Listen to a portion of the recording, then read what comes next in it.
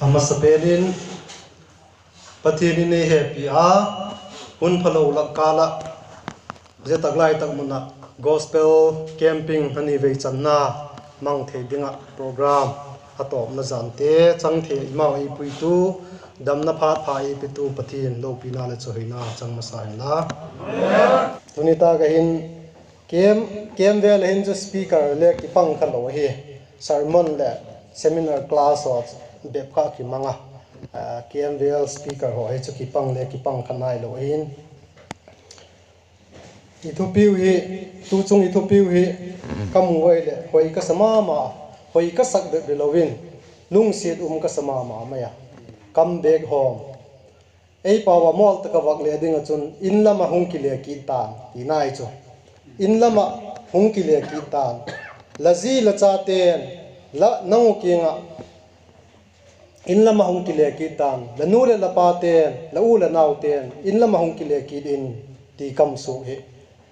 hinge dingin gin chat isa je sang chun wa na ipau pathinin ama lama hung ki le ki dingin pathinin thagau thieng tho mang cha welcome ei bola banza ka ei ko jing hi thuma sang lo he dum dum ka sa Ethiopia wein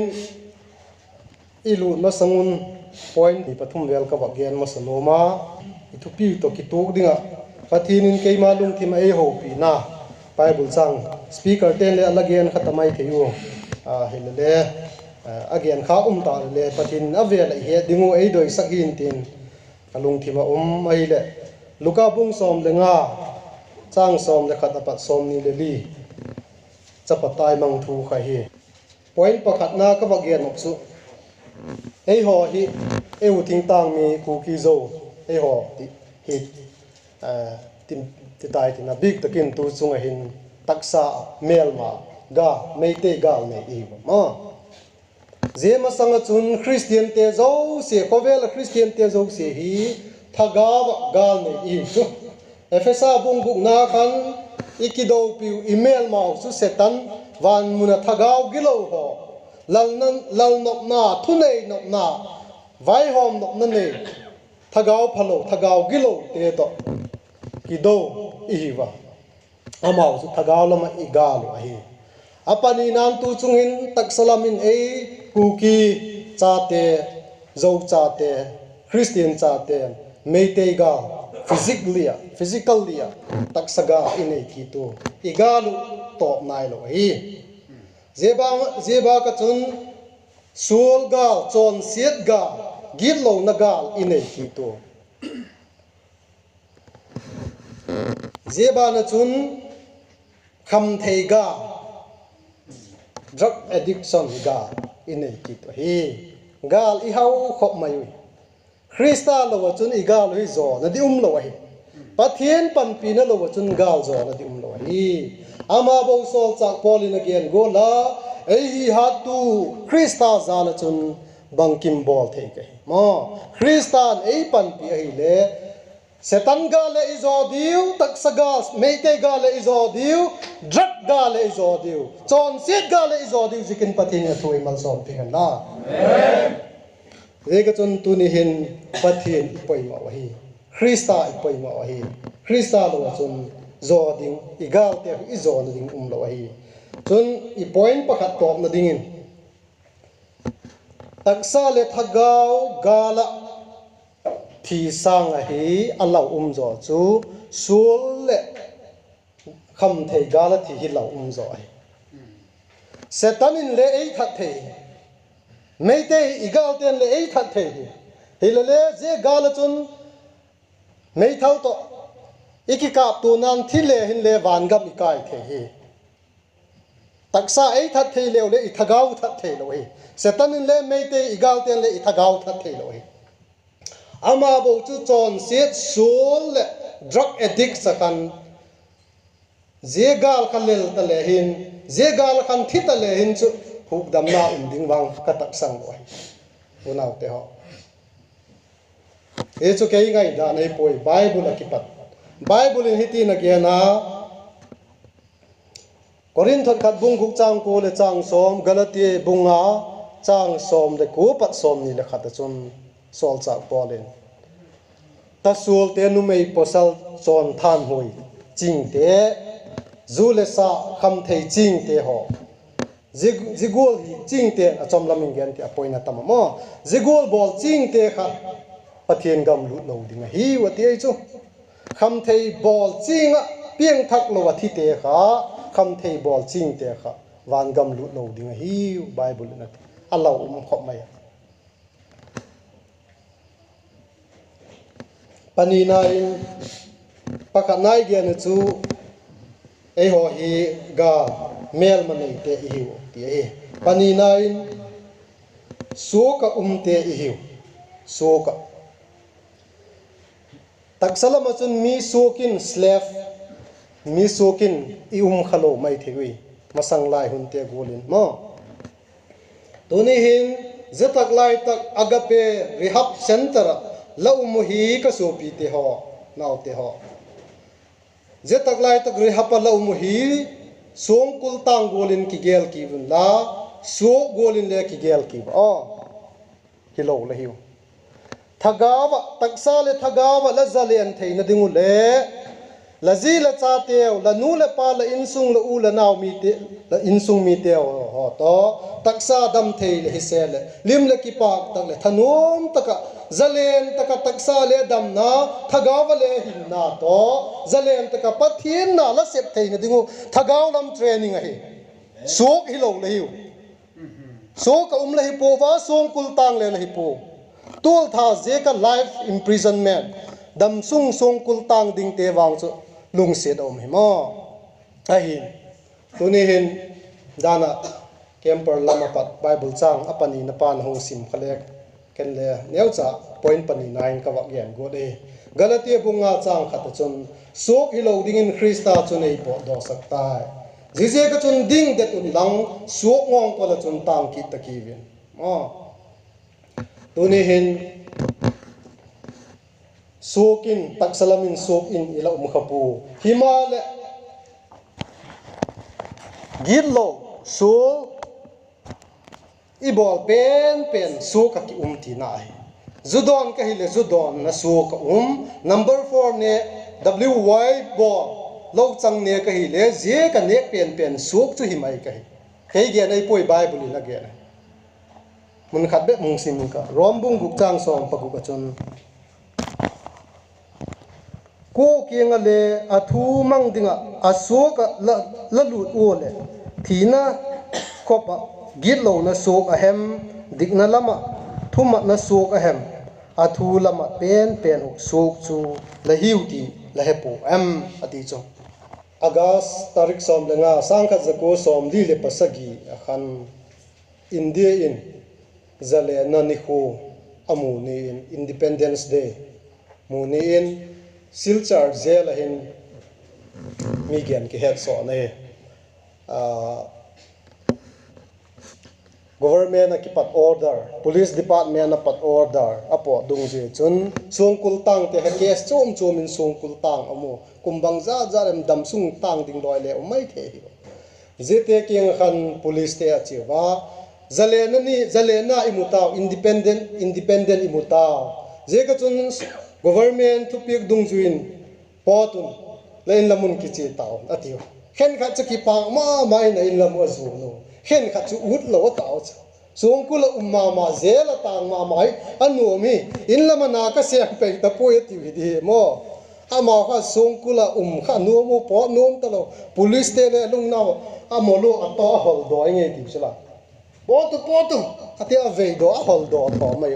la po lo le la dam song kula ka khum di la taw ti acham lo po do hi ti sala I bible sok hitalo ding kristan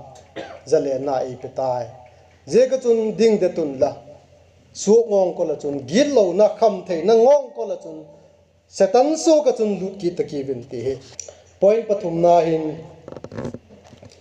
tuni hi pathin he pi na zala hun ki pa chu hi korin thot ni na bong gu chang kha chang ni kha maxim le hen so ding hi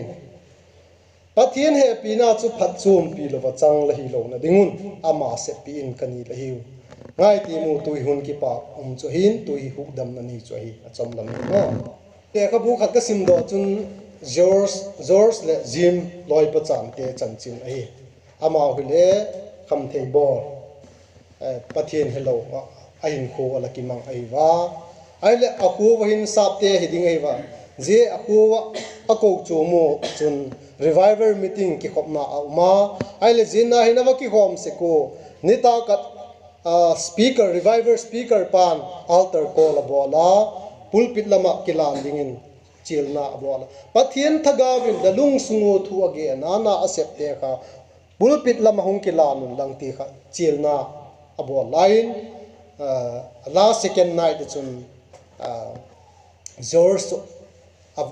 alung thimin kilat no na ni aloi pa jim to kichu khom an avok ele aloi pa le kilat no na nei in a he pathian thagaw na lung sungin na se ni ti a he loi pa hungin wakilan hi ti ama kha loi pa nang wakilan ma sa ati aloi pa kha wakilan zo ta achom lamin aloi pa kha akilan nai pu loi pa hungin kilan hi ti wakilanin ke ka kilan zo ta ti khan agiana aloi pan adon huna chu loi pa George tuni ta hi kian jing ni ta hinan jing ni ta le kila nang ka ati mo anol ta je chance ka ai le jing ni ta hi kal kha George kha pieng thak ai ta je kana phul ma begin ki khop kal kha angak la a speaker pa thu gen kal pathian cho hoina la sak kal angak la a pau chap kal angak la e chon last night jana chun e chun aki khom ta ahile aloi pa jim kha hol amuzo tapu mo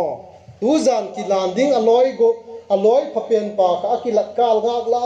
ma in a hol amutapu begin pel chun ama in lam zon lovin jim te in aloi pa in lam kha direct in a zona loi pa jim ti kha ako waile anu hin George la loi pa chanchin hello lehem ati ka he khapui zanita ka labig in ki khenu khan in hung tun na khan pau vetin dam lovin hen hospital in katuto doctor ten ko makimu piding a family te kimu pidi jeng le phal tapu la loi pai ho thei bik the hi tapu ati apana ma ama le hospital lam azon achon nurse te alamo nurse te king in gym kaloi pa kimu pi kanomi kimu pi ding doctor na phal poi ko ma to kimu ding a phal lo hi ei poi nurse sister lungsi takin kaloi ngai pe na hi han khat vei be ka kimu pi no bi lungsi takin ei lu sakin ati ma le alu sakta ai le je aloi pa wat chun avalu dai le aloi pa khan loi pa George tuni ta hi ken jing le hi han jing le hina na loi pa George tuni ta hi ki han ati ahinda a loi pa bang hem la gen chu George ka hi la loi pa ka hi ka hung tai banggen lem bang ti lem ti kha dal bang ma heta lo ho pi the hi ta lo ti kham chom khat da kal tom cha zo in athita unau te ho zigola thi mai kha mihing adinga nataloi mo icha khu hetalowa pau veta bangenem le hetalo anok no vai dok sa dok jinga zigola hin khu be jinga pau chap man talo lalpa pakai ti le gen man lo a hin khu be ta athu gen chu bangam le a het lo wang chun zo adam peta aloi pan achil peta je kha thagawin ala chil masakai chu pathian thagawin jin nang le wakilanin midang lam hung hi mai ding lahi akisiam thak hi mihing thak hi mai ding lahi ti kha nang le kilanin la git lo la sul thu pha wa join wakilanin ti kha thagawin invitation abo lai chu alanon reject alabol mo ai le je kan hun ki pa le hu dam na ni kha reject abo lai chu je pha ta khan azing ni ta chu ama ading hun ki pa hetalo hun hak sa ai ta pastor lian ko paw la puk chun heti na giana o ka hun liam ta zo si lalpa ka do na hun te kha ko ki the hi ta vele mat ka nuam tai lalpa an ati cho pakhat ba gen na lai le kagian kha se kathu ge na in le pathi ni masa in le ka lagian kha mi gen son ki het ma hi adik lo chu ke hepu le ka wak het da nin Neymar Kovel Pompi football pek team in thang la ka pakhat mo aile Neymar hi football a pek na bang game bang apen koi tak apen ham chule ka hedek poi aile abol pek na wa hin zeni chun Neymar hi che thelo da na hi aloi te ho a teammate te ho hin le nasa takin ha oi mo ama mo pen chule hi lo mai the hi le ama kha ama leader ama captain na em ka hi ai je ka khan ai le aloi te hin iloi le pai le ei ho se te ei gen se le nom ki salo ai chu mo ama le aloi le pai ten azong zoding din mun hin hu thim da na hi tawa aloi te hin le gen se ma ji ha gen se da na hi je paten half recess te dem half pe te hin ama hai ngui dekina umta gen ding le hepu alung gi ma aloi ten gen thalo ho se jingai ta ji kha ama le ki ngai se ma ai le je pe te hin discourage ma lung thoi ma ai ta cha je phat hin a coach pa he chi a lieng ko he ti ha be tangwa lung kham kin phat time akim khat om na lai na athi thudang le gen lo je kha encouragement avatil ko ai chi je phat hi ama hi hung ki til ho tha lung thima coach pa thu gen kam chang khat ha je khan ama hung ki til ho je phat hin referee hung ki ta hung ki pan ki ta ai le hoi ta ka hung ki khel cho thi ma mai ta ko chun gol su hem ama le su dim hung ha zo ta wai cho Neymar team te ka je phat hin TV a so dinga interview ball te hin thudot anei ta Neymar half zawa ki pata lucky hell this game ji zat football ji zat la lapek tan tu ni la ball sang hoi zo he point tu la ball fu khop ma hi la ha ji ka chun la ha na thugu bang hem again mi picking in hung he sakin tin dot na si mu ama na don hu na chun ka ball hoi na ka ball phat na hi ka coach pa adinga ki hel ka hi ka coach pan ei til ho ji kan tangwa lung kham kin phat kim khat la nei na la hi ei ti khan encouragement ei pian je ka chun ka coach pa adinga ke hel kai pathian no pina changan la amen unaw te ho tui ka ge nok chu baham tile nang le kum som li lai mai thi hui la phat o kim khat ti din bang chan hem la nei na lai la tu hi setan kiengin setan khat so ka ei man pa kha la chalen so Krista I coach pa I master pa I how to pa Jesus thagaulam gol se ka kite na pang de I coach pa Jesus Krista adinga ki hel dingin lal pa Jesus min ka chil ba hi amen I Bible a chon jing kala na sem pale su na kon pale ni ta ka kon pale allo ki bang ma kha ai ti chla pathian lo pina velin changan la amen pathian na ala se masa ala piang thak masa te le nang ho lak tai hel thi wai chu pathian na la se pole vai nung ti umpoi su na kon pa jing kala kon pa ni ta nunga na sem pale pathinin ki pang man akibang bang a peding hi pathin velin lo pina changan la je ka chun unaw te ho ahun la hin lalpan anna sem ding in lien khu pau pastor lien khu pau bin ka hun liem ta zo si lalpa ka la do na te ka ji ka cha ka la bo gen thei na te mo pakhat ba gen ki tiu posal khat hi aji bo gen thei ma khat o ma je pa hi achom lamin hun khat ve hi kemi na ba pangta ai la kem pan na hin wang phat takin ong pieng thak lai jang ta ong pin thak pha ta hin in tun kal nga la ma ding ka ging cha aji jima sanga pakhat ka wak chok kana kem pan ma sanga agir lo dan khat chu zu le san ne mi hi aji hi anu dan abo aji ki lupna noi hung lumin ati le lupna noi lum bai jingka le ama khan nom takal lum imu danga da gu ti tai te thowin dang chate andi bahon in ati la anava ho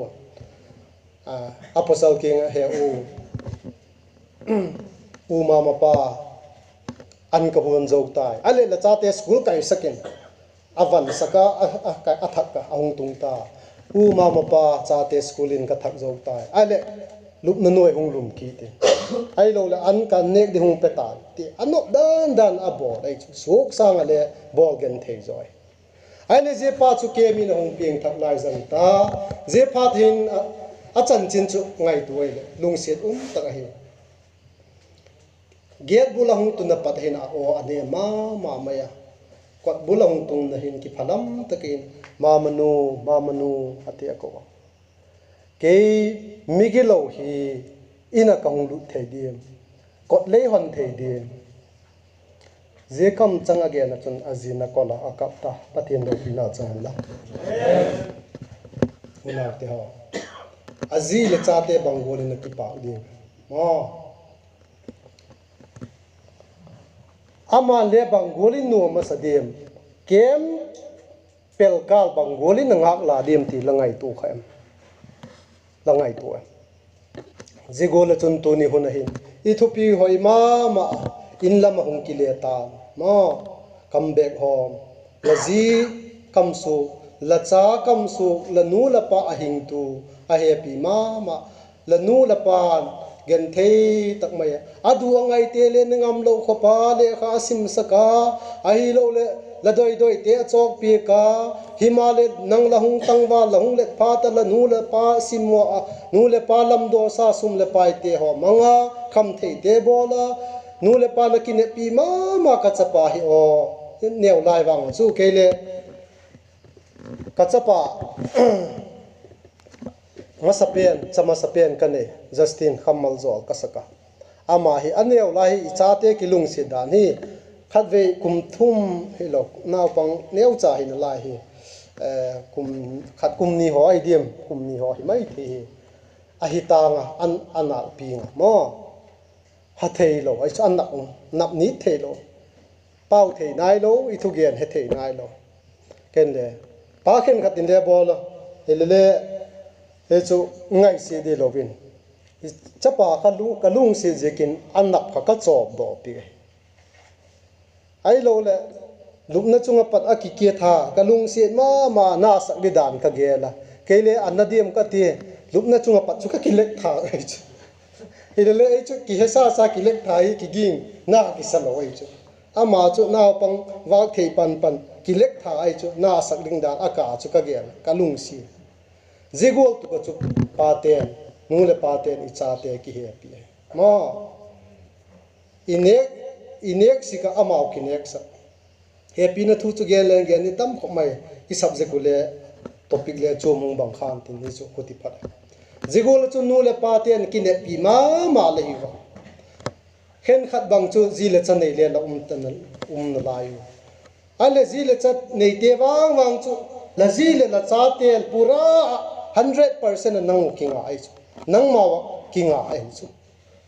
pa mo pu na sam da no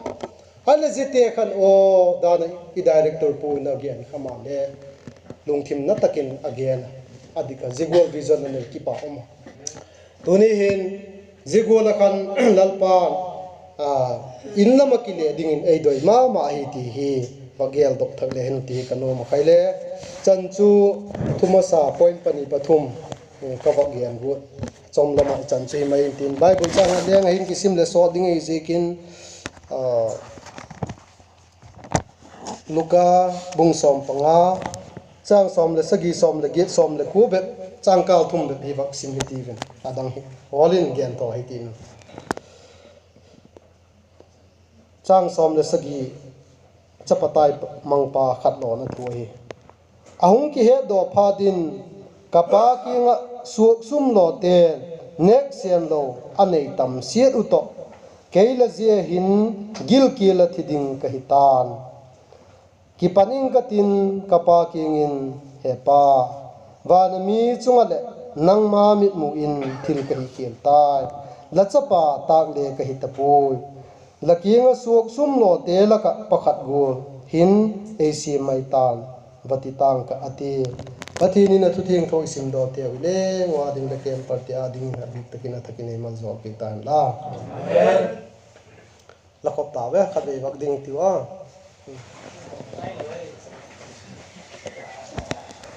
dan le nuwa Winsky in aloi te to sak nok le changa sak nok le i thupiu to ki to ka hin thoving ka tin ka pa kieng lam chi ki tang ka ti kha ka thu gen chai chai le ei sak big dingin ei va ki he sa i va ki chem ma sak hian la ama sak zo zo le program me to tinga pi ka khom ta ai le lunga ya tis nuin patin cho hoina la sak zo pha le ke ma haina mal zo benediction in hun chai ngal ding ke kai le ki chuki tai ti ki pa ma hele i bible chang thupi simna ki patin so talo tamlo cha ba khogim zom hitin chapatai mangpa hin ago chanding sumle pai apa king adot dungzui na pan apeta gam gam na takin azin dokta sumane sung si kha loi le pai tam tak ania mo i house mi house so hi loi le pai u le naw ki hau ai chu i gen thei mi gen thei ten loi le pai u le naw ki hau lo ai chu mo nang le le he chi diu ka ging cha je pai le sum tam tak apa nak akol pi ago a pi ka i ta je kha asum nei sung zau si kha loi tam tak ania loi be wilovin adu du zu le sa hi ka poi bang hi jeng le adu tapot kha acho in ko nom takin phap nom takin amanga ahin la zegama chun sum ahung nei lo phatin asum zo si ahung mat zo pha ta chun aloi te hon le anu si gam ta wa hun pha le anei ta pu zegama chun ma kil atung na lai je pha ta hin judaten gan chalak laka aki dak penu bible imu i he sa hi vok sa mo judati adinga pangal te adinga vok sa ti o chu ki dak ta hi e chun je job timaitis kham service itidem setna avahola amuzo pu ato patopin vok an piek na na khat sum kilo ding avamu je chule agil kil bag je ka gil kil thiding ma ma hi tak je kha thi sang ati in hak salale vok cha gan cha kha ki dak le je vok an peding a chun na asem ta aile je vok cha ki dak be bilowa an ne ki dak tak te khale adu cha ati chu bible khan akil hoi si da no je vok cha an pek te ho ka an pek te kha du cha ta ka online ahung khang lo ta ama le ma ahung ki gel dok ta mo ek chun kapai na sok sum lo tam tak te next sen loading anei tam tak a se to ke je hin gil ke la thiding in ka ta je ka chun thowing ka tin kapa king in che ki ka tin hep kapa king in hepa nang ma le wa na pa pathin mi mu in thil ka hi khil ta e ngai da mi je ka chun la chapata le ka hi ta pu la sok sum lo te la ka khat golin e ngai mai tan ti in kapa king in thupa ba choi tan ka ati ama decision ama nok na thu in decision thupuk na ala ti chun akipan achi ta achom lamin je pha te hin apan ga la alamu lai apa hin ala thil jing hiding ai mo o kachapa hi pau chap na to hala he jing hiding ai kachapa hi bang tik le hong ki le ki di o ti hi sun le zana alung gim pi pen achapa hiding ai ai le ka ge nok chu ba hem ti le kanun ka upa kum som ni va lam in hung ki le lo athila ala sunda na asak dan ke het pi ai chu kanu ngel mo ai le je go la chun je chapatai mang iti pai le apahin kumbang zat emi ala suna la thil ding bang tik le ka chapa hi ong ki le ki dim ti hi ala thil jing hi ding ka ding cha hi ahin tunihin igel do dingo ka doi chu gil lo na hin igin chak na khelin ei tut gam lai ma he chu thugen tu khatin again kava lak so ni hitin again sin takes you farther than you want to go and keeps you longer than you want to stay ati chu gil lo na chon siat na hin lagin chat khelin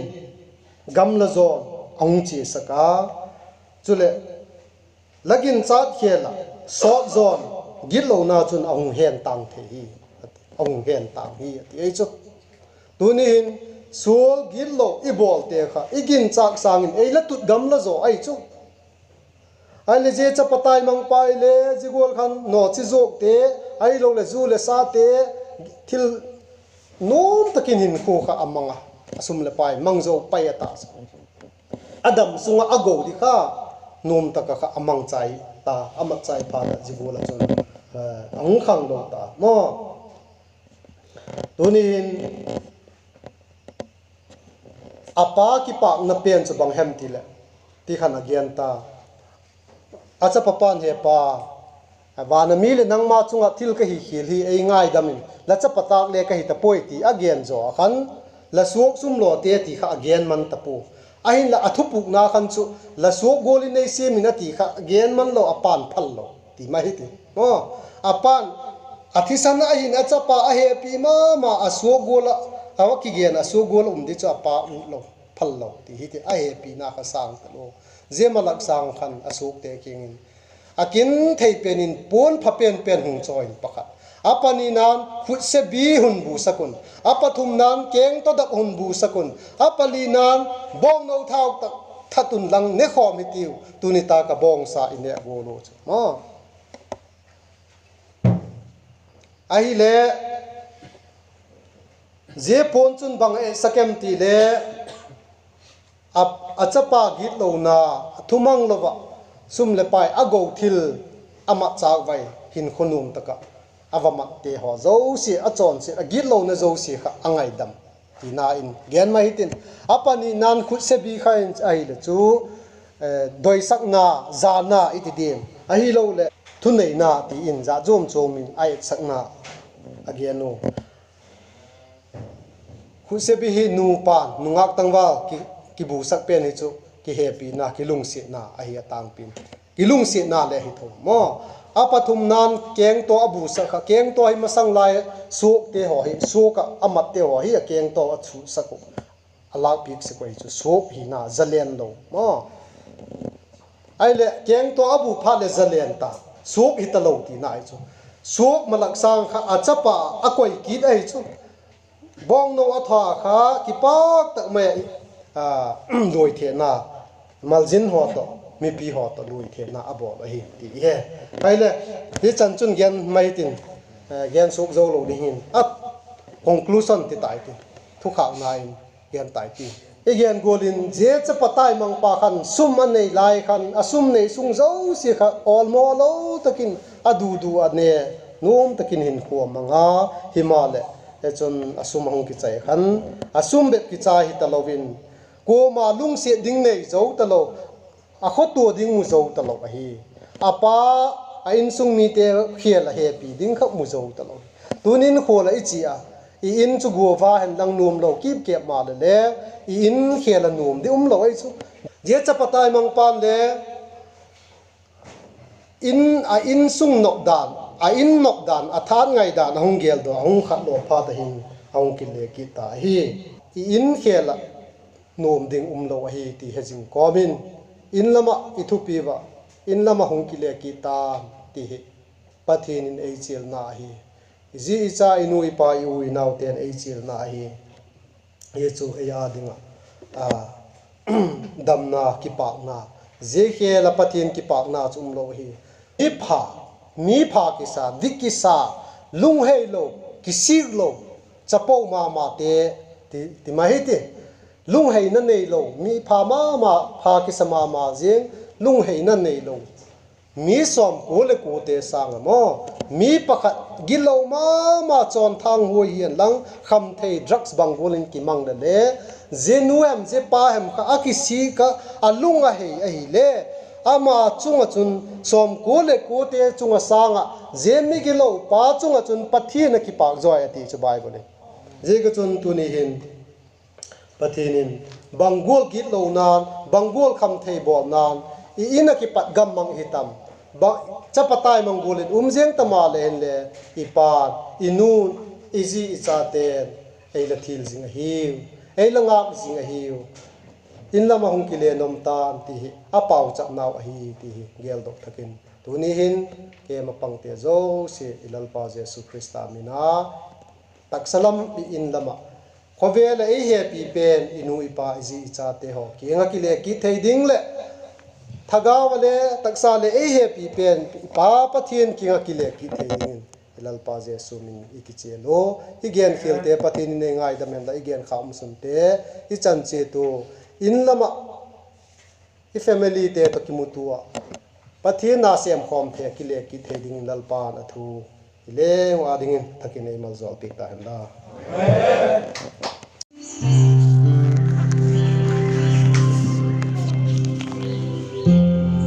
Tanding Jose kapanay kaya Lisi luksan Jose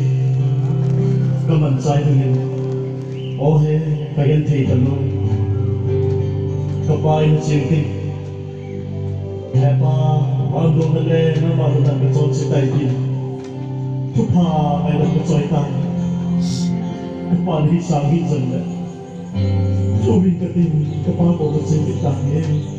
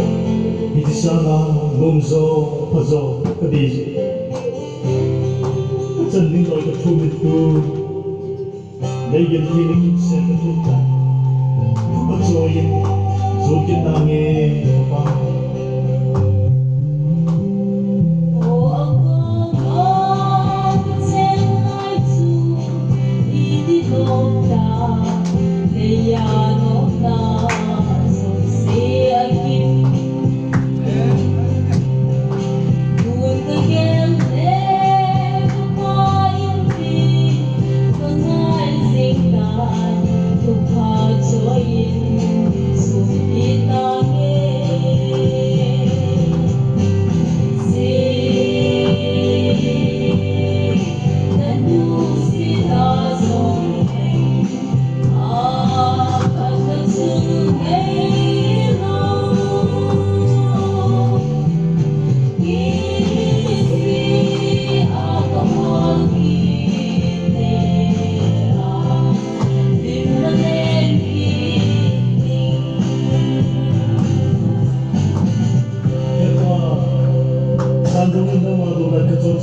sit feeling I the bit. Ang sa tiling along na so pala ng nisin pa sapa vel labo so sinapan ka nga kamin bulwa no fi karna na de nga gunsa sa ka mapam ko ngayon dito sa tinada ko non ten masambang in India o sa ta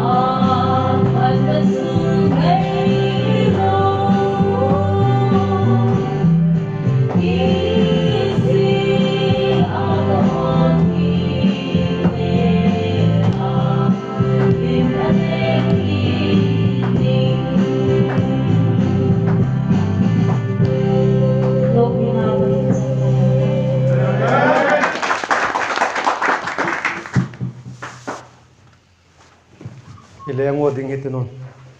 benediction mang itiyo pitu kapathin lehe pinar lama puina la lungse na zala zetak lai tak agape rehab center mona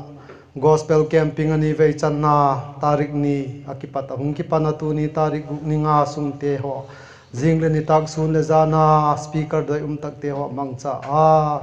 ai camper te ho nang ma chan chin pha thule la ki ma chak na te thuman tam tak tak te speaker te nei lagen pek te la hoi tak tak nungak te nei sak pek te ho ka pha te ho tak sale thagaw nek le cha ka bang ki ma ai hi boina lo hil cha ka program te ho ke ni ve chan na te hung mang chai the ka mau le pui ta je kun na kin ki pak thu ka ge na hi amen ei happy igi lo na teu le i bo si na thumat lo na teu ji ka thiding le mang thaya ila za mang la yo igi lo naw le i man thai na wa ki pata e happy ai hung ho la hung huk dam ding a chapa chang khat nei sun e hun pia e hun sol pek tu i pau pathian le i thi si ko hung thi a thi mi chan na dingo thi na ki pata hung tho ki ta a hinna Calvary cross a hung petu ilal pau Jesu Christa ki nga chun lo pina le cho hoi zo si khuk sakin ta hen la tu hin chetak lai tak gospel camping a hung pang te zo si chungin ilal pau Jesu Christa lung si na pa pathin happy na le thagaw thing tho pol na le pui hoi na tu I chung ovu ka hi kum tong gam itun ni tengun la le ngo chunga vuk le le kuinum jing ta hen amen